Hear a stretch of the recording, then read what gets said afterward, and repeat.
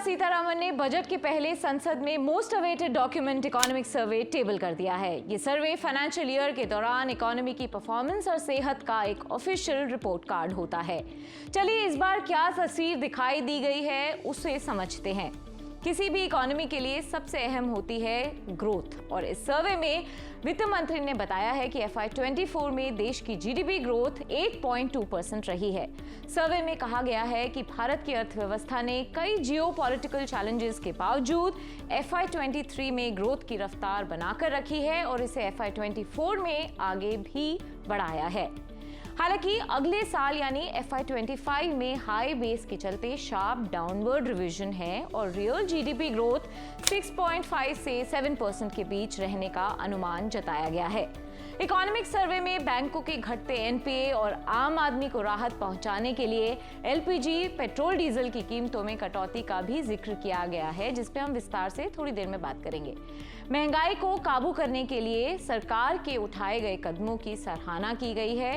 Retail महंगाई दर FY23 में average 6.7% रहने के बाद FY24 में घटकर 5.4% रही है, लेकिन आगे ये आशंका भी जताई गई है कि जियोपॉलिटिकल संकट से कमोडिटी के दाम बढ़ सकते हैं और ग्लोबल डिमांड पर अनिश्चितता अभी भी बरकरार है। अब बात करते हैं करंट अकाउंट डेफिसिट की। सर्वे में बताया गया है कि भारत के मर्चेंडाइज इंपोर्ट में तेज गिरावट आई है, वहीं दूसरी तरफ सर्विस एक्सपोर्ट में काफी मजबूती देखने को मिली है, जिसकी वजह से ट्रेड डेफिसिट कम हुआ है। इसके अलावा अन्य इंपोर्ट्स के घटने और एक्सपोर्ट में मजबूती का नतीजा ये हुआ है कि जो करंट अकाउंट डेफिसिट FY23 में जीडीपी का 2% था, वो FY24 में घटकर 0.7% पर आ गया है। सर्वे में बैंकिंग और फाइनेंशियल सेक्टर का खास मेंशन है। भारत के बैंकिंग और फाइनेंशियल सेक्टर ने FY24 में शानदार प्रदर्शन किया है। बैंकों के लोन में डबल डिजिट ग्रोथ देखने को मिली है। ग्रॉस और नेट एनपीएज मल्टी ईयर लोज पर हैं और बैंकों की एसेट क्वालिटी में भी सुधार हुआ है। एक हेल्दी बैंकिंग सेक्टर के लिए ये सरकार के कमिटमेंट को दिखाता है। सर्वे में आगे बात की गई है उन दो अहम फैसलों की जिनका काफी असर महंगाई को कम करने पर पड़ता है।